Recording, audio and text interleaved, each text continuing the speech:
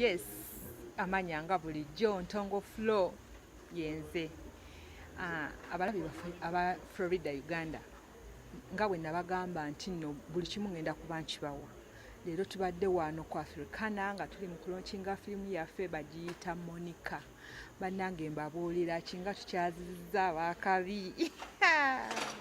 Naye bannange industry eno egenda kunnyumira.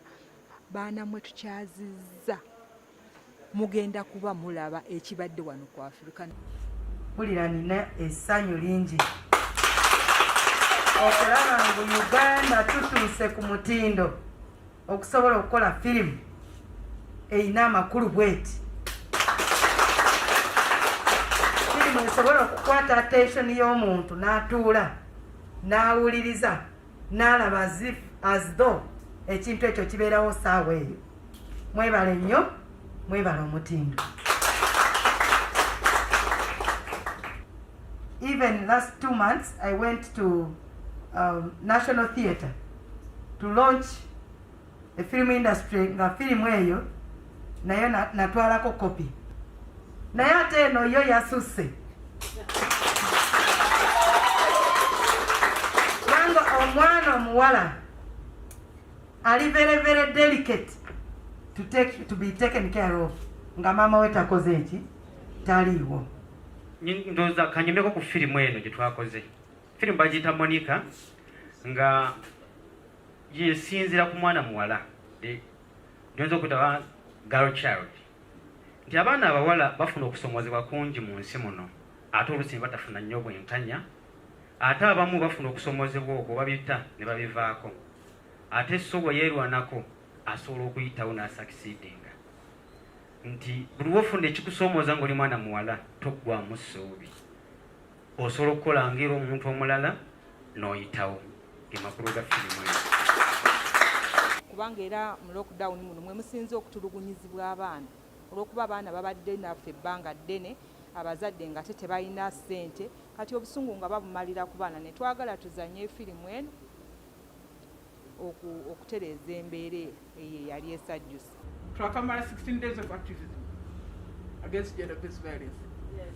Bino byenyini bye twogerako kale tulina okukola obwezingirire tulabe nti gavumenti eyongeramu amaanyi. By the way, ensonga nga bagambe rights z'abaana nabakyala zitandika dda. Bwe twali mu NRC nga twakajja kye nasooka okusaba mu kwogera kwange okwasooka kwe kusaba family desk ku poliisi. Kubanga abantu abakyala nga bweyagendanga ku police station asangayo basajja beereere. Abulira omusajja yakubye omukyala we ate oba okubuulira ensonga takitwala serious. Abulira omusajja awamba abakazi tajja kutegeera kizibu kyo. Ajagata abwegende kati ebiwedde you go. We send us to our police desk. I'm really happy to family desk at Kweri police station. Nekyongera okula tulina family court kati. Nekyatandika katono nnyo nga ndi mu NRC leka kitegeeza kukikola. So I'm happy to have made a big contribution on the issue of the rights of women and girls in this country. Tulina okwongeramu amaanyi okukola advocacy. Tulina okwongeramu amaanyi okufuna abantu asobola oku-amplifying ensonga eno. We must recruit more people to speak about this. We must improve the police capacity to investigate. N'okuwozesa emisango gino. So tujja genda maaso n'okola ebintu ebyo tulabe nti obulamu bukyukako. Commissioning egundi eno ndoza wakati waliwo etteeka ligenda okulongosaamu erijja okwongera okutereeza embeera zammwe ne ministry yammwe omubeeramu. Kati okulonkinga gundi eno nja kugironkinga ne $3 million.